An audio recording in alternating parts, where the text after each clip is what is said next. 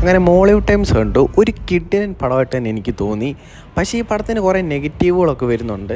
അതിൻ്റെ പ്രധാനപ്പെട്ട കാരണം ഇതെല്ലാവർക്കും ഇഷ്ടപ്പെടണമെന്നില്ല. Not every one cup of tea എന്നൊക്കെ പറയുന്ന പോലെ ഈ പടം എല്ലാവർക്കും ഇഷ്ടപ്പെടണമെന്നില്ല. പക്ഷേ ഞാൻ ഉറപ്പ് തരാം, നിങ്ങൾക്ക് മുകുന്ദനുണ്ണി അസോസിയേറ്റ് ഈ പടത്തിൻ്റെ ഡയറക്ടറിൻ്റെ പ്രീവിയസ് ഫിലിമായ മുകുന്ദനുണ്ണി അസോസിയേറ്റ് ഇഷ്ടപ്പെട്ടിട്ടുണ്ടെങ്കിൽ 100% നിങ്ങൾക്ക് ഈ പടം ഇഷ്ടപ്പെടും. കാരണം ഏകദേശം സിമിലറായിട്ടുള്ളൊരു സ്റ്റോറി ടെല്ലിംഗ് ആണ് സിനിമയ്ക്കുള്ളത്. പറഞ്ഞു വന്നത് സിനിമയുടെ കഥയെക്കുറിച്ചല്ല, അല്ലാതെ ഈ സിനിമയുടെ ഒരു പോക്കുണ്ട്. അത് നിങ്ങൾക്ക് പടം കാണുമ്പോൾ മനസ്സിലാവും. ഈ നെസ്ലിനൂടെ തന്നെയാണ് സിനിമ ഫുള്ള് പറഞ്ഞു പോകുന്നത്. നെസ്ലിൻ ഇങ്ങനെ സംസാരിച്ചുകൊണ്ടാണ് പടം. അതൊരു നല്ല ഇതായിട്ട് തോന്നി. അതാണ് ഞാൻ മുമ്പ് പറഞ്ഞ സിമിലാരിറ്റി ഉള്ള പോലെ എനിക്ക് തോന്നിയത്. മുകുന്ദനുണ്ണി അസോസിയേറ്റും അതുപോലെ തന്നെയാണ്. ഈ പടം മൊത്തത്തിൽ എങ്ങനെ ഉണ്ടെന്ന് ചോദിച്ചാൽ എനിക്ക് നല്ല രീതിക്ക് ഈ പടം വർക്കായി. നെസ്ലിൻ്റെ അഭിനയം എടുത്തു പറയണം, കിടിലം പോലെ അഭിനയിച്ചിട്ടുണ്ട്.